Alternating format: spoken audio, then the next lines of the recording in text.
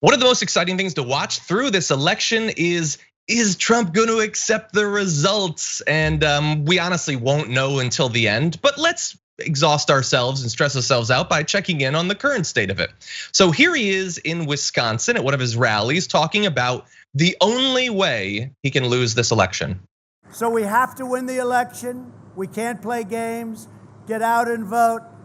Do those beautiful absentee ballots, or just make sure your vote gets counted. Make sure, because the only way we're going to lose this election is if the election is rigged. Remember that. It's the only way we're going to lose this election. So we have to be very careful. Look, this is more than this election. That's a big statement. The only way they're going to win is that way, and we can't let that happen. Okay, so that multiple times there he said the only way they can lose. That was not all of the times in that speech. That was just one section. He said it at other points as well. So that's the only way. Is that, Yasmin, is that like political hyperbole? I'm so confident. Or do you think that that is setting his audience up to believe that Biden winning by its very nature cannot be legitimate? 100% the latter. It harkens back, I think, also to back when he was on the campaign trail back in 2015. And he kept saying, I'm the only one who can fix all these problems. It's only me. And this kind of rhetoric, this verbiage that he's choosing to use is very deliberate. It is kind of like, I don't want to say brainwashing, but yeah, it is hyperbolic.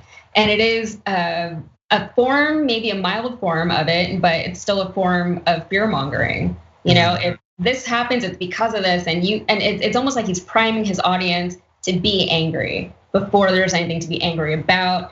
It's almost like if you tell someone this is what's going to happen and then it happens and they believe everything else that you said, all the other reasons why that they've already given you. It's like, oh, well, he already said it, so he must be onto something. He must know something that we don't. Trump doesn't know anything.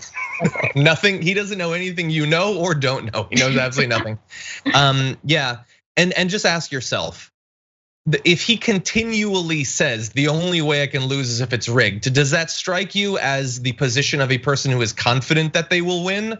No, and I think that's also the more puzzling part of everything. As far as his supporters, he's still hang on all of his words. It's like, how do you reconcile these two things? This man who thinks that he deserves the presidency, who thinks that he can't be beat from the presidency, but also at the same time is sabotaging the USPS and then is doing all these other things to ensure that he wins the election.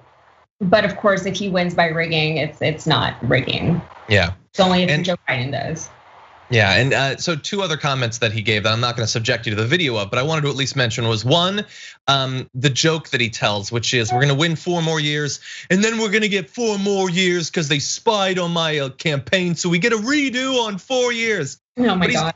He's just joking though. It's a funny joke from a guy who locks people up and bombs people and tells his supporters to viciously maul protesters. It's just a joke about being an authoritarian ruler, buddy. Funny guy. You probably just don't get a sense of humor, John. I'm probably too dumb. So nuance to his humor. You got to be really smart to get it. So. I think you're right. I got to stop being so triggered by his very funny comedy. Anyway, and then the other thing. Says what is on his mind all the time. He makes a lot of jokes. So yeah, the funniest thing I think from the video we showed you was absentee ballots are okay. Beautiful absentee ballots, those are okay. No, but that's like he will. It's like 1984. He will have a crowd saying, "No mail-in ballots, yes absentee ballots, no mail-in ballots." Like, and it works. They believe it. They have that amount of mental flexibility and no more to believe that those two things are simultaneously true. And the question is going to be, or the interesting thing to see will be, how many of his followers will do those things? Because they're the same thing. Will they trust it or will they not? Because he's giving them vastly different messages depending on the second. If I was a Trump supporter, I would be very confused all the time. Like I wouldn't know how to act. I wouldn't know what to believe. And that's if I only listened to the things that Trump said himself, to only the things that came out of his own mouth.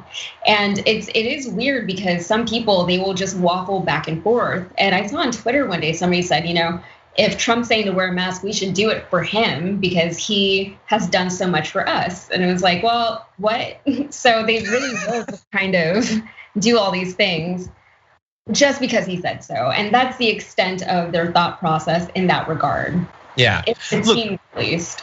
I hate the impulse behind that, but honestly, I just want to be able to resume my life. So sure, wear a mask because Trump has done so much for us. Whatever, just wear a mask. If that gets you to do it, then fine. But then the trouble is that like the next day he's like, you don't need to if you don't want to. You know, like he changes his mind and then he negates the things that he said because he was in a bad mood that day or whatever. You know. Yeah. They're selling Trump 2020 masks on his website while he and all of his supporters say that masks are a like socialist plot to destroy the Constitution. He's selling them. Amazing. That's anyway. Amazing.